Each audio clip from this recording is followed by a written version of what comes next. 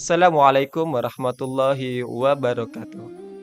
Alhamdulillahirabbil alamin wa bihi nasta'inu ala umurid dunya waddin. Asyhadu an la ilaha illallah wa asyhadu anna Muhammadan abduhu wa rasuluh. Allahumma shalli wa sallim ala sayyidina Muhammad wa ala ali sayyidina Muhammad. Subhanaka ilma lana illa ma 'allamtana innaka antal alimul hakim. Rabbi shrah li sadri wa yassir li amri wahlul 'uqdatam min lisani yafqahu qawli. Alhamdulillah, sahabat Al-Qudwah yang dirahmati oleh Allah Subhanahu wa taala. Pada hari ini kita masih bisa menjalankan ibadah puasa di dalam bulan Ramadan. Ini salah satu nikmat, yaitu nikmat kesempatan untuk kita menjalankan bulan puasa secara maksimal.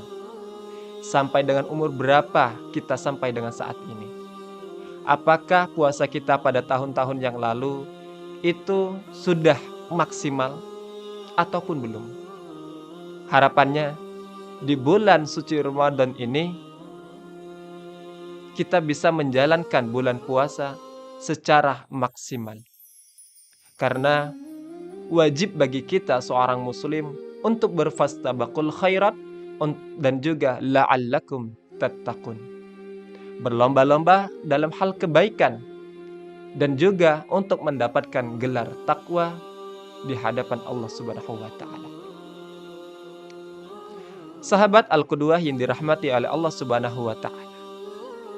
Pada kesempatan yang sangat berbahagia ini, saya berpesan dan juga mengajak kepada seluruh keluarga besar SMP ITI Al-Qudwah untuk mari kita sama-sama meningkatkan ketakwaan kita kepada Allah Subhanahu wa taala. Takwa dengan arti yang sebenar-benar takwa dan menjauhi apa yang Allah perintah untuk kita lakukan. Sahabat Al-Qudwah yang dirahmati oleh Allah Subhanahu wa taala. Berbicara tentang hablum minallah dan juga hablum minan nas. Tentunya ibadah puasa ini adalah untuk hablum minallah, yaitu untuk Allah. Namun ada amalan juga yang Allah tak kalah senangi dan juga sukai, yaitu hablum minan nas. Bagaimana kita berhubungan kepada masyarakat, bagaimana kita berhubungan kepada orang tua, bagaimana kita berhubungan kepada teman-teman kita, atau bahkan bagaimana kita berhubungan kepada seorang guru dalam konteks pendidikan itu sendiri. Nah, berbicara di dalam konteks pendidikan yang berkaitan juga dengan hablum minan nas. Tentunya kita sebagai seorang pelajar harus mempunyai sifat seorang penuntut ilmu itu sendiri. Dan bagaimana sifat-sifat tersebut yang dicontohkan oleh Rasulullah. Karena Rasulullah adalah sebaik-baik contoh yang mana di dalam Al-Quran, laqad kana lakum fi rasulillahi uswatun hasanah. Sungguh tercermin di dalam jiwa Rasulullah, perilaku Rasulullah lah yang menjadikan diri kita itu menjadi terarah baik kepada siapapun di dalam konteks masyarakat, khususnya di dunia pendidikan. Berkaitan perilaku, artinya itu bisa berbicara tentang adab kepada seorang guru, bisa beradab kepada orang tua, ataupun bahkan teman. Nah, berbicara kepada adab kepada guru, tentunya kita sebagai seorang pelajar, ini adalah menjadi pondasi awal untuk kita dalam mencapai apa yang kita inginkan. Karena apabila kita telah mempelajari adab terlebih dahulu dibanding ilmu, maka itu ilmunya sudah faqih, sudah sangatlah mendalam. Namun apabila kita hanya langsung menuntut ilmu saja tanpa adanya diiringi dengan adab, maka kroposlah ilmu tersebut. Karena kenapa? Di zaman Rasulullah SAW atau bahkan salafus saleh terdahulu, mereka lebih terlebih dahulu mempelajari berkaitan tentang adab.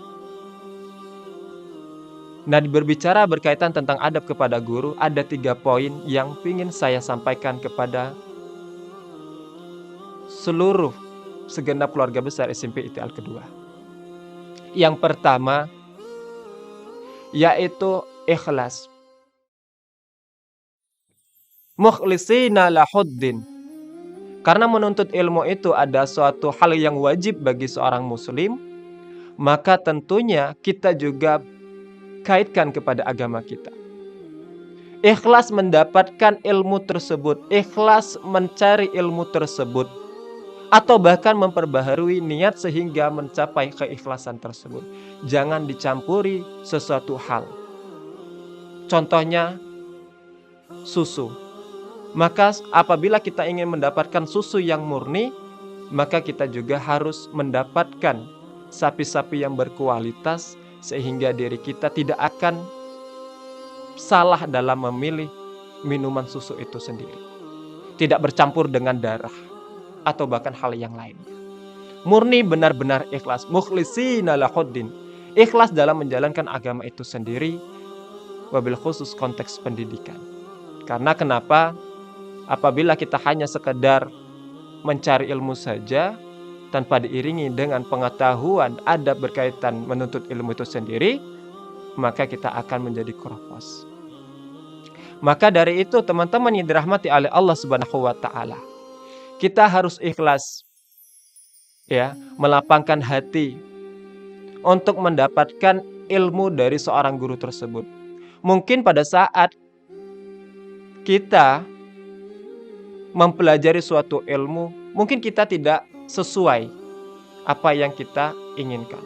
Misal gurunya harus ganteng, ya, ataupun ustazahnya juga harus cantik, ya. Yang paling terpenting adalah ungdur mangkola wala tangdur mangkola. Dengarkan siapa yang menyampaikan tersebut, apa poinnya, ya. Wala tangdur mangkola. Dan jangan kalian lihat siapa sih yang menyampaikan. Dari segi fisik jangan. Namun poin pentingnya adalah yaitu apa yang disampaikannya.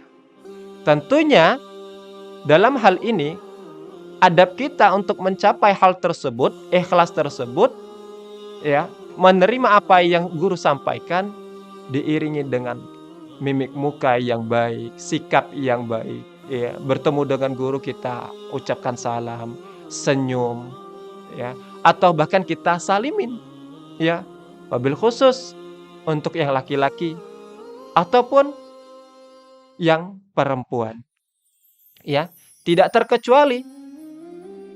Pada saat ini adab itu sangatlah susah didapatkan. Kenapa? Karena sudah dicampuri oleh media-media, ya, sehingga merubah perilaku seorang muslim sejati dalam menuntut ilmu. Bahkan menyebut guru tersebut dengan nama panggilan yang kurang baik atau yang lainnya. Maka dari itu, ikhlas murnikan diri kita untuk mendapatkan ilmu tersebut. Yang kedua, yaitu ridho. Kita harus mencari keridhoan dari seorang guru. Untuk mencapai keridhoan tersebut bagaimana? Sama seperti halnya tadi. Sami'na wa ata'na. Kita dengarkan apa yang disampaikan oleh guru tersebut, ya. Kita doakan guru tersebut, atau bahkan kita bantu kegiatan-kegiatan yang positif dalam ranah pendidikan dari seorang guru tersebut.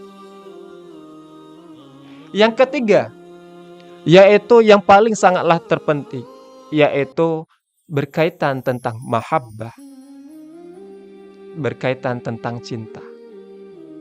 Karena kenapa teman-teman yang dirahmati Allah Subhanahu wa taala, apabila kita mempunyai cinta kepada seorang guru, maka kita juga akan diberikan kemudahan oleh Allah Subhanahu wa taala dalam ranah pencarian ilmu itu sendiri. Dan jangan sampai kita mencari kesalahan-kesalahan dari seorang guru. Itu bukan ciri-ciri dari adab dalam menuntut ilmu itu sendiri.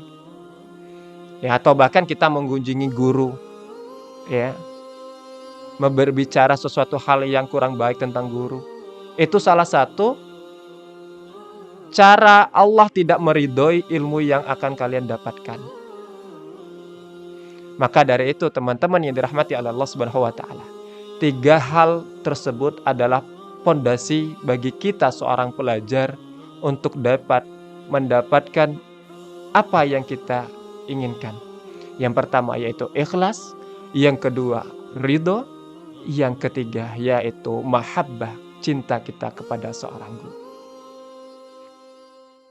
Sahabat yang dirahmati oleh Allah Subhanahu wa taala, semoga apa yang kita pelajari saat ini itu menjadi keberkahan bagi kita untuk masa yang akan datang.